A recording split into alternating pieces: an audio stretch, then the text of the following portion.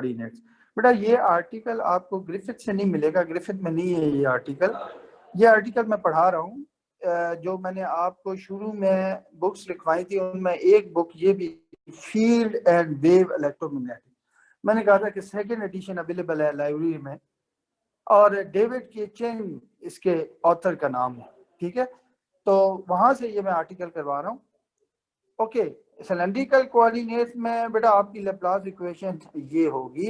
अब जाहिर है क्योंकि सिलेंड्रिकल कोऑर्डिनेट्स में आपको सारी वर्किंग, सारी मैथमेटिकल कैलकुलेशन सिलेंड्रिकल कोऑर्डिनेट्स में करनी पड़ेगी, इसलिए आप लैप्लासियन ऑपरेटर जो सिलेंड्रिकल कोऑर्डिनेट्स में आपने पढ़ा था चैप्टर 1 में, वो ऑपरेट करेंगे इस पोटेंशियल पे, तो आपके पास एक्सप्रेशन ये आ जाएगी, ठीक है। वेयर जो v है यहाँ पे वो तीनों वेरिएबल r, फाई और z पे डिपेंड कर रहे हैं। बात क्लियर है बेटा?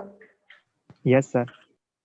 लेकिन बेटा अगर आपके पास जो सिलेंडर है वो इनफाइनाइटली लॉन्ग है, ठीक है, यानी उसकी लेंथ बहुत ज्यादा है as compare to the diameter of that cylinder, ठीक है ना, इनफाइनाइटली लॉन्ग सिलेंडर है, तो उस केस में जो पोटेंशियल होता है वो z पे डिपेंड नहीं करता, ठीक है ना। इसलिए पोटेंशियल या इलेक्ट्रिक फील्ड दोनों ही z पे डिपेंड नहीं करती।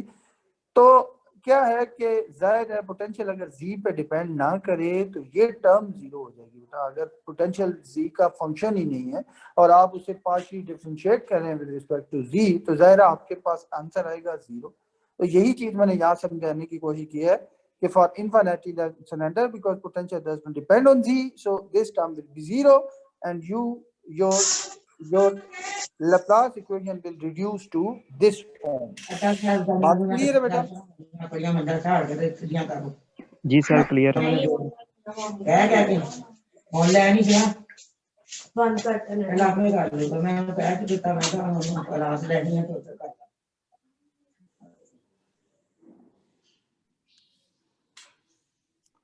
एक मिनट बेटा, मैं स्टूडेंट को करके मैं रिमूव करके तो मैं एक दफा मीटिंग लॉक कर लूं। ओके जी बेटा, हम ये बात कर रहे थे, फिर आपकी इक्वेशन। अच्छा बेटा, यहाँ पे अगर मसलन ये टर्म होती तो तब भी लैप्लास इक्वेशन को सॉल्व कर सकते हैं, वो 3 डायमेंशन लैप्लास इक्वेशन आएगी, क्योंकि आपके सिलेबस में वो चीज़ नहीं है, ठीक है। इसलिए मैं ये assumption यूज कर रहा हूँ कि length of the cylindrical geometry is very very large. Okay, तो यहाँ पे जो बेटा v है इसका मतलब वो सिर्फ r और फाई पे डिपेंड कर रहा है, और ये हमारे पास लैप्लास इक्वेशन आ गई, ठीक है, in cylindrical coordinate, and when we assume that length of that cylinder is very very large, ठीक है ना। ओके, तो इसको हम वही ओल्ड मेथड बेटा, ओल्ड स्टोरी, हम इसको सेपरेशन ऑफ वेरिएबल मेथड से सॉल्व कर सकते हैं। अगर हम इसको सेपरेशन ऑफ वेरिएबल मेथड से सॉल्व करना चाहते हैं तो हमें एक सोल्यूशन अज्यूम करना होगा। हम कहते हैं let the solution of the above equation, जिसको मैंने ब्लू हाईलाइट किया है, इज दिस वन। हाँ, ये सोल्यूशन है, जो ब्लू हाईलाइटेड इक्वेशन है उसका सोल्यूशन ये है बेटा, ठीक है। v that is function of r and phi is equal to capital R that is function of small r and to capital phi that is function of small। तो बेटा अगर ये सोल्यूशन है तो आपको पता है कि वही सेम ओल्ड स्टोरी कि it must satisfy this equation, तो आप ये सोल्यूशन इधर सब्स्टिट्यूट करते हैं तो आपकी इक्वेशन ये आ जाएगी। बात समझ आ रही है बेटा? सर जी जी सर, ये इलेक्ट्रिक पोटेंशियल जो है वो तो हमने पढ़ा था कि ये आर का ही फंक्शन होता है, फिर फाई का कैसे होगा?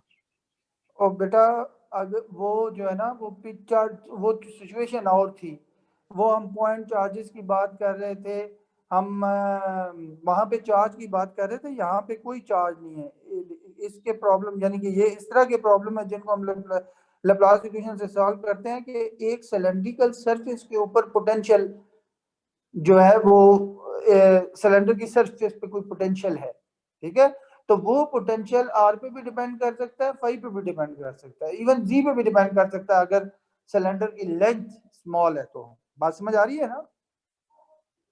जी सर। हाँ, यानी कि पोटेंशियल नॉन यूनिफॉर्म हो on the surface of that cylinder, जो आर और फाई पे डिपेंड कर रहा हो, यानी फाई पे डिपेंड करने का मतलब है सिलेंडर के कर्व सरफेस के ऊपर आप मूव करें तो आपको पता है फाई चेंज होगा, तो पोटेंशियल हर पॉइंट पे सेम नहीं है, फाई के चेंज होने से पोटेंशियल चेंज हो रहा है। तो ये बेटा इस तरह के प्रॉब्लम के लिए, वो तो पॉइंट चार्जेस की आप बात करते आए हैं, डिस्क्रीट चार्ज डिस्ट्रीब्यूशन की, कॉन्टिन्यूस चार्ज डिस्ट्रीब्यूशन की, यहाँ चार्ज की बात ही नहीं हो रही, यहाँ पोटेंशियल डिफाइंड है सरफेस के ऊपर। बात समझ आ रही? Okay sir. ओके, तो आपने ये सब्स्टिट्यूट कर दिया तो आपके पास ये इक्वेशन आ गई। अब हम इस इक्वेशन को दोनों साइड्स को मल्टीप्लाई करते हैं इससे, R square divide by the solution. बेटा अगर इससे मल्टीप्लाई करते हैं तो क्या होगा कि आपको पता है कि यहाँ पहले से एक आर मौजूद है, सो आर स्क्वायर से मल्टीप्लाई करेंगे तो आर, इस एक आर को कैंसिल कर देगा तो आपके पास सिर्फ एक आर रह जाएगा नोमिनेटर में, और divided by solution mean capital are,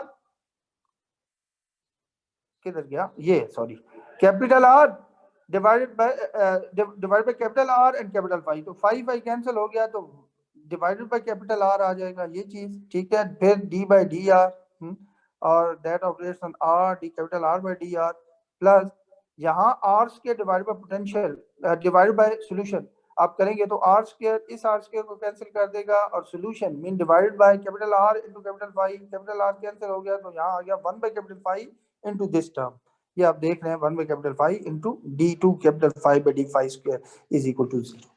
और हमने आर स्क्वायर बाय सॉल्यूशन से क्यों मल्टीप्लाई किया? टू सेपरेट द वेरिएबल, ठीक है।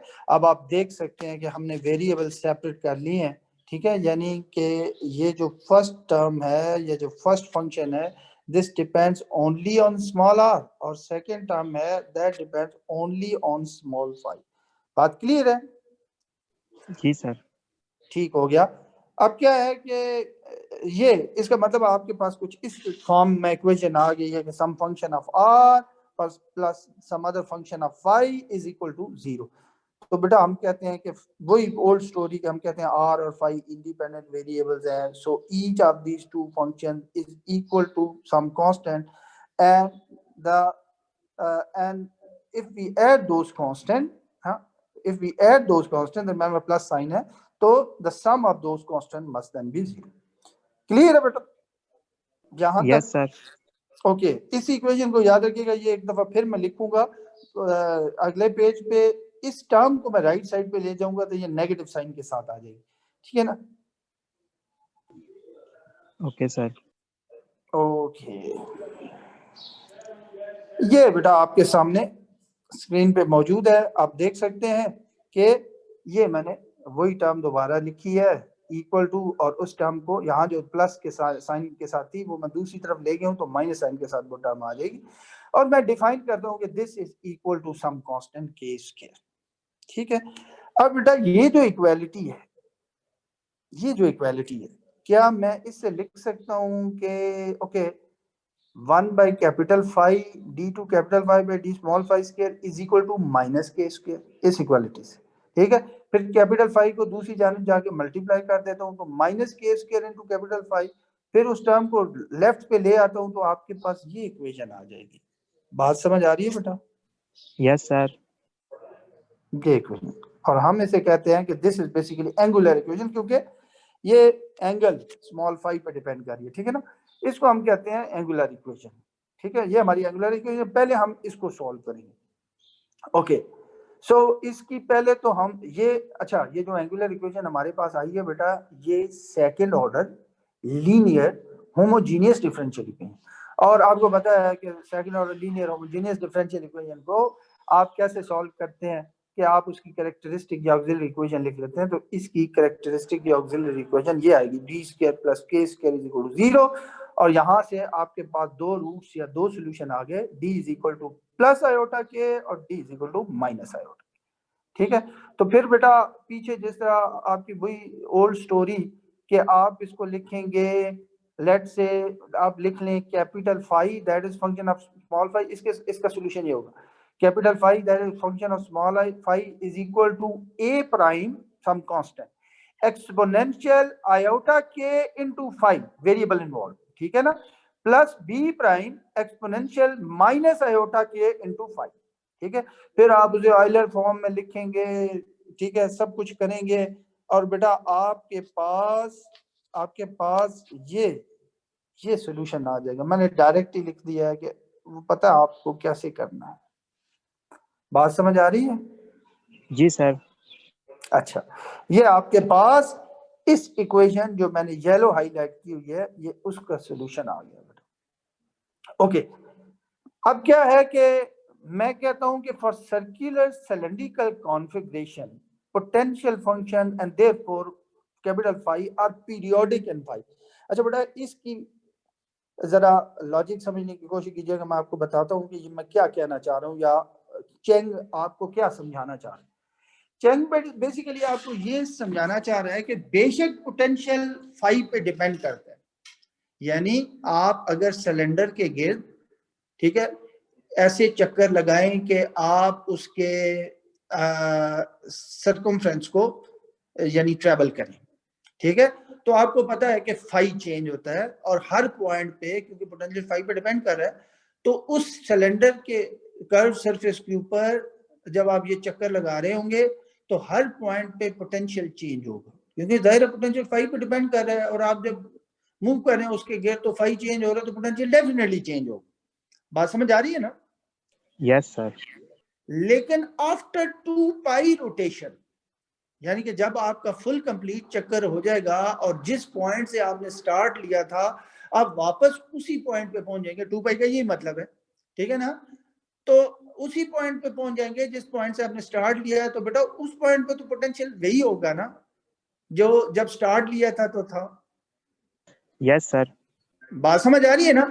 इसका मतलब ये है कि potential repeat its value after 2 pi rotation. बात समझ आ रही है? Repeats its previous values after 2 pi rotation. बात क्लियर है बेटा? Yes sir.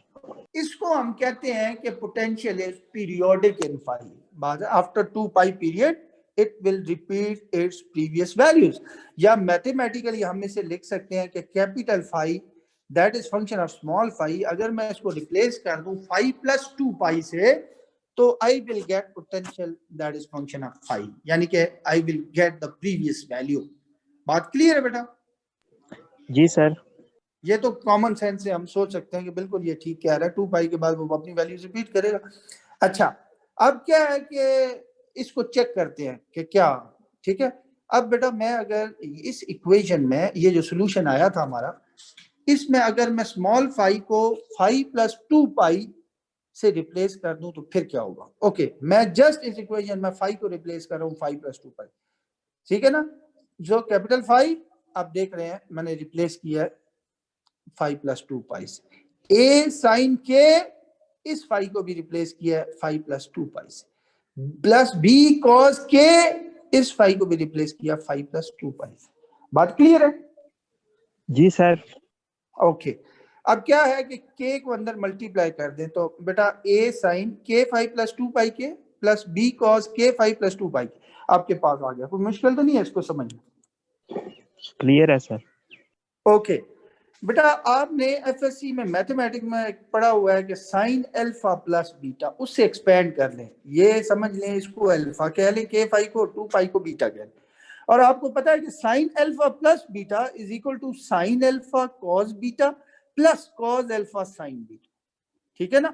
इसी तरह इस ये देख लें, साइन के फाई प्लस कॉस 2 पाई के प्लस कॉस के फाई प्लस कॉस के फाई इंटू साइन 2 पाई के, ठीक है ना? ये उसी फॉर्मूला से मैंने एक्सप्लेन किया। अब कॉस अल्फा प्लस बीटा, ठीक है, आपको पता है कॉस अल्फा प्लस बीटा होता है cos alpha cos beta minus sine alpha sine beta.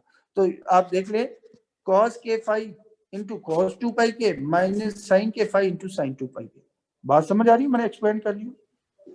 जी सर। अच्छा, हमें इतना पता है कि 2 पाई रोटेशन के बाद पोटेंशियल अपनी प्रीवियस वैल्यू या कैपिटल फाई अपनी प्रीवियस वैल्यू रिपीट करेगा, ठीक है?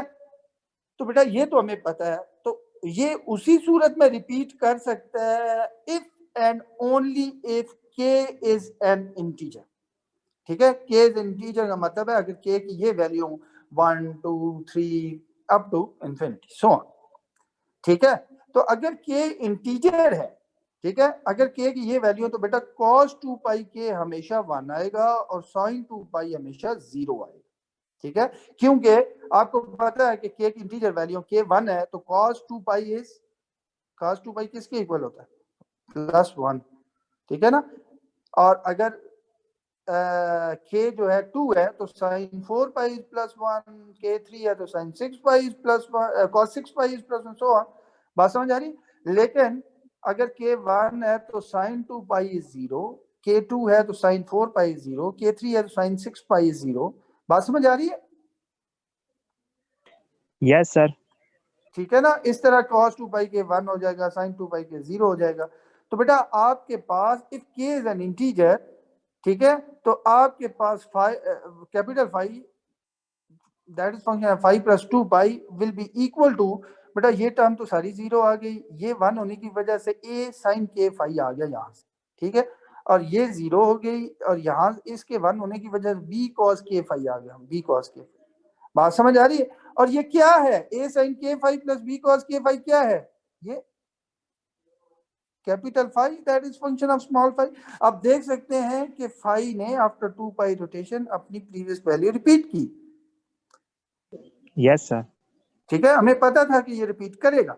तो इसका मतलब क्या हुआ? इसका मतलब ये हुआ कि ये जो कांस्टेंट k है, ये हमने यहीं पे फाइंड कर लिया है कि ये इंटीजर है बेसिकली, ठीक है ना। ये मैंने लिखा कि capital phi is periodic in phi if and only if k is an integer, ठीक है। अब बेटा k क्योंकि इंटीजर है, तो पीछे हम इंटीजर के लिए n यूज करके आए हुए हैं एग्जांपल 3.3 में।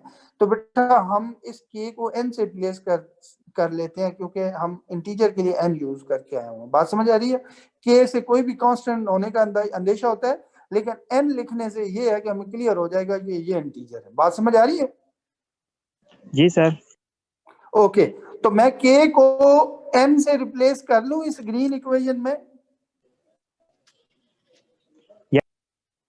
ठीक हो गया। ओके, तो मैं अगर k को n से रिप्लेस करता हूं तो बेटा मेरे पास आ जाएगा, जाहिर है, a sin n फाई, हाँ, a sin n phi plus b cos n phi plus b cos n phi. लेकिन मैंने ये जो कांस्टेंट है a n और b n, a और b, उनके बेटा सबस्क्रिप्ट में n भी लिख लिया है। उसकी वजह ये है कि आपको पता है n इंटीजर है, n की value 1 2 3 up to infinite value n की। तो for every value of n this solution will be different, और even this constant will be different as well, ठीक है। यानी कि ये कांस्टेंट डिपेंड करते हैं n वैल्यूज पे। मसलन a1 b1 की वैल्यू कुछ और होगी, a2 b2 की वैल्यू कुछ और होगी, a3 b3 की वैल्यू कुछ और होगी। बात समझ आ रही है ना? तो हर एक सोल्यूशन के लिए, हर एक n की वैल्यू के लिए डिफरेंट सोल्यूशन आएगा, और ये कांस्टेंट भी डिफरेंट होंगे। इसलिए हमने इन कांस्टेंट के सबस्क्रिप्ट में n यूज कर दिया, ताकि आपको याद रहे कि ये कांस्टेंट डिपेंड करते हैं वैल्यूज ऑफ n। बात समझ आ रही है? जी सर। ठीक हो, ये बेटा radial equation, sorry angular equation का आपके पास ये सॉल्यूशन आ गया। क्लियर है? Yes sir. ठीक हो गया। अब हम जाते हैं रेडियल इक्वेशन की तरफ। तो बेटा रेडियल इक्वेशन ये मसलन इक्वल टू k स्क्वायर है, आप देख सकते हैं कि ये इक्वल टू k स्क्वायर है, और k को हमने डिफाइन कर लिया है n, ठीक है। तो क्या मैं कह सकता हूं बेटा कि ये जो इक्वेशन आपको स्क्रीन पे नजर आ रही है, ये equation radial equation equal to n square? Yes sir. ठीक हो गया। तो बेटा आपकी रेडियल इक्वेशन फिर ये आएगी, मेरा ख्याल है, हाँ ये बेटा आपके सामने स्क्रीन पे मौजूद है। This whole thing is equal to n square. उसमें n स्क्वायर को इधर ले आया हूं, minus n square is equal to. बात क्लियर है ना? जी सर। ओके, अब मैंने इधर एक काम किया है कि मैंने दोनों तरफ को कैपिटल R से मल्टीप्लाई कर दिया, तो यहाँ डिनोमिनेटर में कैपिटल R खत्म हो जाएगा, और इसके साथ कैपिटल R आ जाएगा n स्क्वायर के साथ, ठीक है, इक्वल टू 0। अच्छा, साथ ही साथ मैंने एक और काम भी किया है बेटा, कि मैंने ना सिर्फ कैपिटल R से दोनों साइड को मल्टीप्लाई किया कि मेरे पास ये चीज आ जाए, बल्कि मैंने ये जो टर्म जो स्मॉल ब्रैकेट में है, इसको मैंने u इंटू वी फॉर्मूला से डिफरेंशिएट भी कर दिया, ठीक है ना। u इंटू वी फॉर्मूला आपको पता है ना? जी सर। अगर आप डिफरेंशिएट करते हैं तो derivative first function as it is derivative of second plus second function as it is derivative of first, बात क्लियर है ना? तो यहाँ पे मैंने यही किया है कि first function as it is R derivative of this second function, तो इसका डिफरेंशिएट करेंगे विद रिस्पेक्ट टू आर, तो बेटा क्या आएगा d2 capital R by D R square, ये जी ठीक है ना? सर। और फिर डेरिवेटिव ऑफ फर्स्ट जो कि आप इसे r को डिफरेंशिएट करेंगे विद रिस्पेक्ट टू r, तो 1 आएगा, ठीक है, जो मैंने यहाँ पे लिखा नहीं है 1, और into same second function minus n square into capital R is equal to 0। Clear है बेटा? अब ये r मैंने अंदर मल्टीप्लाई कर दिया, तो आपकी जो इक्वेशन आ गई बेटा वो ये आ गई, रेडियल इक्वेशन, ठीक है? जी सर। रेडियल इक्वेशन आपके पास ये आ गई। अच्छा बेटा, ये इक्वेशन आप एमएमपी में भी, जहाँ पे आप स्पेशल फंक्शंस आपके टीचर पढ़ाते होंगे एमएमपी में, वहां पे भी आपने पढ़ी होगी। ये एक सिंपल बेसल इक्वेशन है, ठीक है? मैंने यहाँ पे जी नीचे सर। लिख दिया नीचे, आपके टीचर ने पढ़ाई होगी। ये बेसिकली एक सिंपल बेसल इक्वेशन है। एक्चुअली अगर लैप्लास इक्वेशन को सिलेंड्रिकल कोऑर्डिनेट में सॉल्व करें तो आपके पास बेसल इक्वेशन आती है। अगर आप स्फेरिकल कोऑर्डिनेट में सॉल्व करते हैं तो आपके पास लीजेंडर इक्वेशन आती है। इसके अलावा आप अगर क्वांटम मैकेनिक्स पढ़ेंगे तो वहाँ सिंपल हार्मोनिक ऑसिलेटर की जो इक्वेशन आती है वो हर्माइट इक्वेशन आती है। ये बड़ी स्पेशल किस्म की डिफरेंशियल इक्वेशन है जिनके आप सोल्यूशन पढ़ते हैं एमएमपी के अंदर। बेसल इक्वेशन, लीजेंडर इक्वेशन, अच्छा Hermite equation, Hankel equation, so on, इस तरह की बहुत सारी आप इक्वेशंस पढ़ते हैं, और उनको सारों को सॉल्व करने का एक मेथड होता है जिसे फ्रोबेनियस मेथड कहते हैं। सॉल्व करने का मतलब है कि इन इक्वेशन के सॉल्यूशन फाइंड करना। और बेटा बेसल इक्वेशन के सॉल्यूशन जो है वो बेसल फंक्शंस कहलाते हैं, लीजेंडर इक्वेशन के सॉल्यूशन लीजेंडर फंक्शन कहलाते हैं, हर्माइट इक्वेशन के सॉल्यूशन हर्माइट फंक्शन, या एक और भी लफ्ज यूज होता है बेटा इन सब के लिए, फंक्शन की बजाय पोलिनोमियल्स भी यूज होता है। बात समझ आ रही है ना?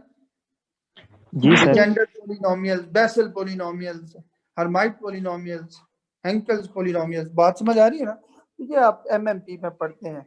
ये एक सिंपल बेसल इक्वेशन है, ठीक है? तो सिंपल इक्वेशन तो उस तरीके से सॉल्व नहीं होती जिस तरह आप एमएमपी में पढ़ते हैं, तो बहुत सिंपल है। तो बेसिकली ये second order non linear, second order non linear homogeneous differential equation. तो बेटा आप इसकी कैरेक्टरिस्टिक या ऑक्सिलरी इक्वेशन उस वक्त लिखते हैं जब ये लीनियर इक्वेशन। बात समझ आ रही है ना? Yes sir. पीछे हमने एंगुलर जो इक्वेशन की थी वो second order linear homogeneous differential equation थी, ये second order non linear homogeneous differential equation है। तो सबसे पहले तो हमें इसको लीनियर इक्वेशन में कन्वर्ट करना पड़ेगा ताकि हम इसकी ऑक्सिलरी इक्वेशन लिख लें, ठीक है ना बेटा? तो इसको हम लीनियर फॉर्म में रिड्यूस करने के लिए हम हमेशा ये सब्स्टिट्यूशन करते हैं। ये बेटा बीएससी में आपने पीछे मैथमेटिक्स में पढ़ा हो, आपको ये सब्स्टिट्यूशन करनी पड़ेगी इसको लीनियर बनाने के लिए। r is equal to exponential power t।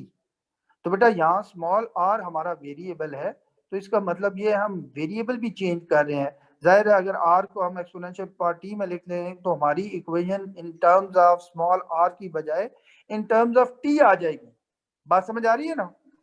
Yes sir. ठीक हो गया। तो बेटा अगर ये हम सब्स्टिट्यूशन करें तो हमारे पास ओके ये चीज आ गई हमारे पास, ये सब्स्टिट्यूशन कर रहे हैं। अब दोनों साइड का हम नेचुरल लॉग लेते हैं, तो लेफ्ट साइड का नेचुरल लॉग लेंगे तो लॉग ऑफ r आ जाएगा, और राइट साइड का नेचुरल लॉग लेंगे तो बिकॉज बेटा एक्सपोनेंशियल एंटी है नेचुरल लॉग के, ठीक है ना? तो जाहिर बात है जब राइट साइड का नेचुरल लॉग लेंगे तो आपके पास t आ जाएगा। बात समझ आ रही है? Yes sir. ओके अच्छा, इस log of r is equal to t, ये दोनों साइड को आप डिफरेंशिएट करते हैं विद रिस्पेक्ट टू t। तो लेफ्ट साइड को डिफरेंशिएट करेंगे तो 1 बाय log ऑफ r की डिफरेंशिएशन होती है 1 by r into the derivative of the function, ठीक है ना, इनटू dr बाय dt। और राइट साइड को आप डिफरेंशिएट करेंगे विद रिस्पेक्ट टू t तो आपके पास 1 आ जाएगा। From here you can say that dr by dt is equal to r। बात क्लियर है? मैंने इसे रेड बॉल पॉइंट से उसमें बॉक्स के अंदर किया है कि ये बड़ा इंपॉर्टेंट रिजल्ट है, dr/dt is equal to r। बात समझ आ रही है? Yes sir. अच्छा, क्योंकि इस इक्वेशन में आपने वेरिएबल चेंज कर लिया, r को आपने t से रिप्लेस कर लिया, ठीक है? तो बेटा फिर आप d2 capital R by d small r square b को भी d2 capital R by dt square से रिप्लेस करेंगे, और d capital R by d small r को भी आप d capital R by dt से रिप्लेस करेंगे। बस सारी इक्वेशन आप t में लेके आएंगे, ठीक है ना? तो बेटा उसके लिए थोड़ा सा आपको वर्किंग करनी पड़ेगी। मसलन ये जो d capital R by d small r है, मैं क्या चेन रूल की मदद से इसे लिख सकता हूं कि dr by dt dot dt by dr multiply by dt by dr? जी सर।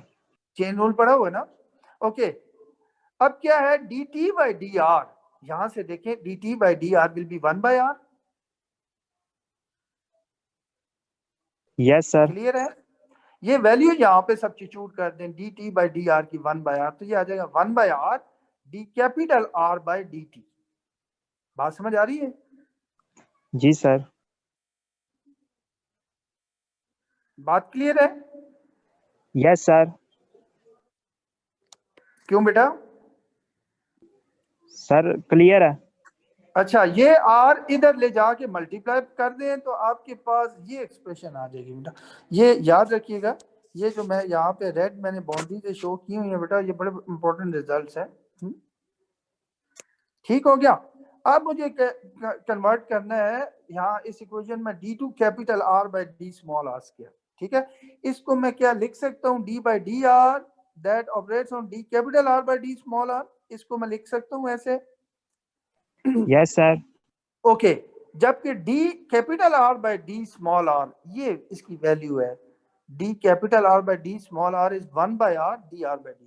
तो ये मैं वैल्यू सब्स्टिट्यूट कर देता हूँ 1 by r dr by dt, ठीक है? अब इनटू इसे u इंटू वी फॉर्मूला से मैं डिफरेंशिएट कर रहा हूँ विद रिस्पेक्ट टू r।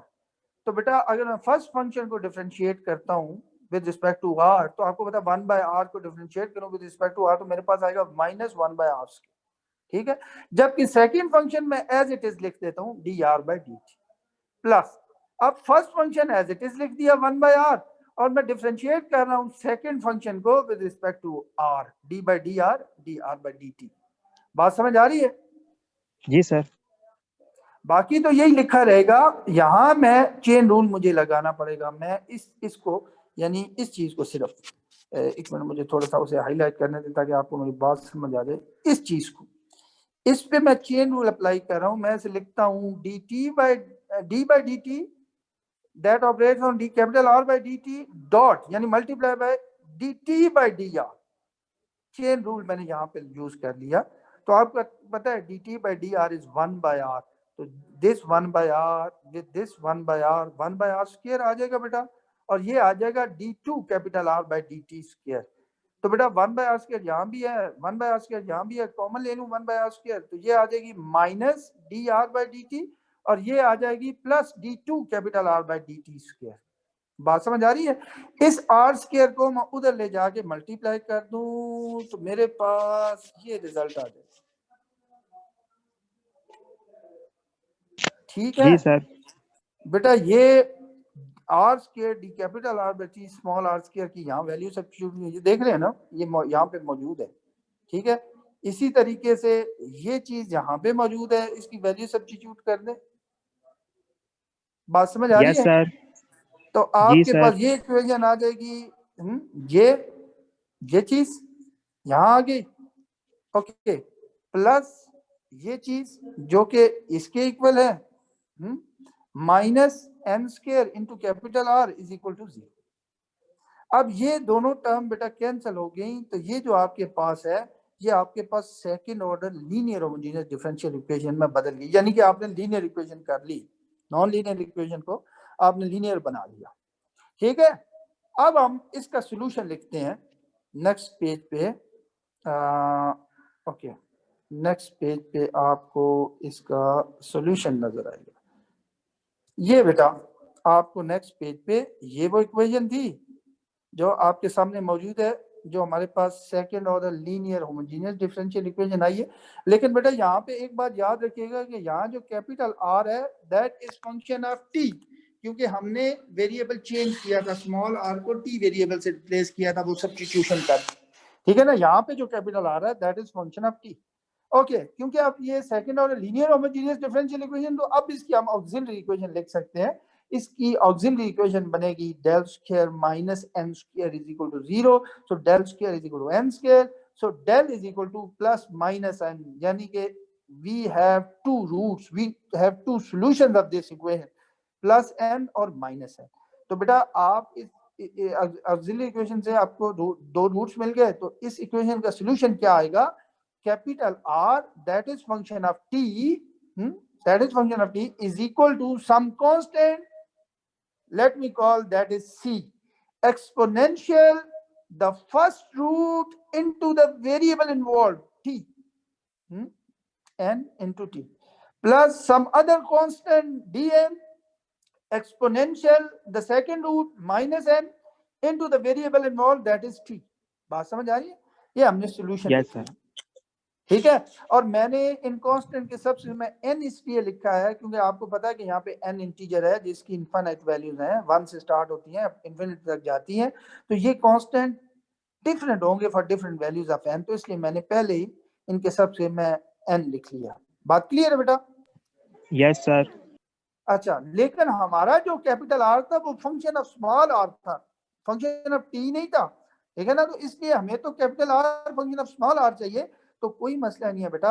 आपने पीछे ये क्योंकि सब्स्टिट्यूशन की थी t is equal to log of R, ठीक है ना, याद है आपने की थी r is equal to exponential power t या log of r is equal to t, तो हम t को लॉग ऑफ r सब्स्टिट्यूट करके वापस इसे in terms of small r लिख सकते हैं, ठीक है। तो मैंने t की जगह लॉग ऑफ r सब्स्टिट्यूट किया, सो cn एक्सपोनेंशियल n और t की जगह मैंने सब्स्टिट्यूट किया log of r, dn exponential minus n t की जगह सब्स्टिट्यूट किया log ऑफ r। और अब देखें कि राइट साइड पे कोई r t डिपेंडेंस नहीं है, तो आपका capital R function of small r हो गया। बात क्लियर है ना बेटा? Yes sir. आपने मैट्रिक में लॉगरिथम पढ़ते हुए इसकी प्रॉपर्टी पढ़ी थी कि अगर मतलब यूं लिखा हो कि 2 log x, तो आप इसे लिख सकते हैं log x square 3। Yes sir. हाँ, तो मैंने वो लॉग की प्रॉपर्टी यहाँ की है, तो मैं क्या बेटा इसे लिख सकता हूँ n log r को मैं लिख सकता हूँ log ऑफ r पर n, और यहाँ पे माइनस n log r को लिख सकता हूँ log ऑफ r पर माइनस n। जी सर। ठीक है, तो क्योंकि एक्सपोनेंशियल नेचुरल लॉग का एंटी है, जिद है उसकी एक्सपोनेंशियल नेचुरल लॉग का, तो मैं लिख सकता हूँ कि cn r पर n इंटू dn r पर minus n। Yes sir. Clear हो गया बेटा? ठीक है, ओके। तो ये आपको जो रेडियल इक्वेशन थी बेटा उसका सॉल्यूशन ये आ गया, where n you know that 1 2 3 up to. Clear है बेटा? Yes sir. तो आपको कैपिटल फाई भी मिल गया that is function of small phi, और आपको कैपिटल आर भी मिल गया that is function of small R. तो बेटा जो पोटेंशियल था, क्योंकि वो दो का प्रोडक्ट था कैपिटल आर का और कैपिटल फाई का, तो बेटा जो कैपिटल आर की ये वैल्यू हमने फाइंड की है वो यहाँ सब्स्टिट्यूट कर गए इनटू कैपिटल फाई हम पीछे फाइंड कर चुके हैं, वो भी वैल्यू यहाँ पे सब्स्टिट्यूट कर दे। क्लियर हो गया? Yes sir.